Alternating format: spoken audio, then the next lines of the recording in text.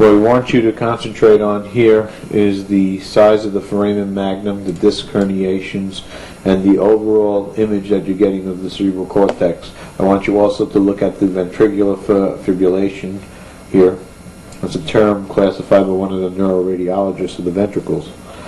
By the way, this is the only view of ventricular motion as far as we know to date. You're about to see the post, and then we'll discuss back and forth a few times. It'll flash back and forth so you see it. Now we're going to 2, 3, 4, 5, 6. Notice the rhythm involved. Notice the flow of the cerebrospinal fluid descending down.